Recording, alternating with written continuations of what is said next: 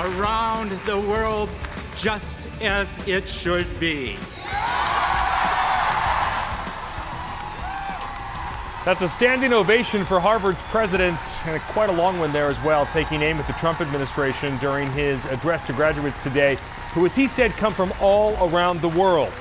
And today, a federal judge ruled that Trump can't bar Harvard from enrolling those students. It is yet another development in the saga between the Ivy League school and the administration, from freezing federal funding to threatening to revoke its tax-exempt status and calling to cut federal contracts.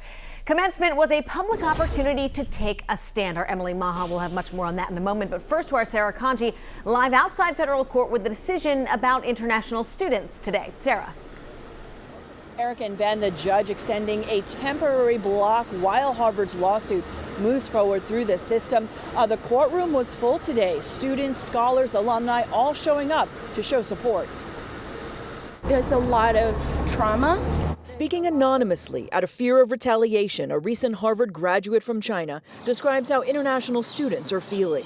People came here because they have faith in the respect for diversity and for rights to education, but we can feel that that beautiful thing that people are aspiring to is being lost. She and others attended a federal court hearing. A judge extended a temporary restraining order against the Trump administration, which halts its move to revoke Harvard's ability to enroll foreign students, who make up a quarter of the student body. It's definitely tense. I think that international students in particular have a lot of concern. The Department of Homeland Security accuses Harvard of failing to maintain a campus free from violence and anti-Semitism, and that the university coordinates with the Chinese Communist Party. This is a war on Massachusetts, make no mistake about it. The state of Massachusetts filed a legal brief in support of Harvard's lawsuit, writing international students contribute nearly $4 billion to the state economy.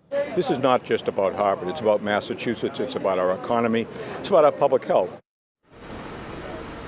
Now, the judge today indicated that she would support and would grant a preliminary injunction. It's unclear what kind of timeline has been set. Live at the federal courthouse, Sarah Conji, WCVB News Center 5. Sarah, thank you. Our Emily Maha continues our coverage now live outside Harvard's campus following commencement ceremonies earlier today. Emily. Well, Erica, today was a celebration of years of hard work and dedication, but make no mistake, for this graduating class here at Harvard, today was also a day to stand up to the Trump administration. It was such a nice ceremony, and it's so exciting to get to celebrate with the whole class. Of course, it's unfortunate everything going on, but I still feel excited. I feel like it's the most united Harvard's been. After months of attacks by the Trump administration, Harvard University is celebrating. Today is graduation. Welcome guests from down the street, across the country, and around the world.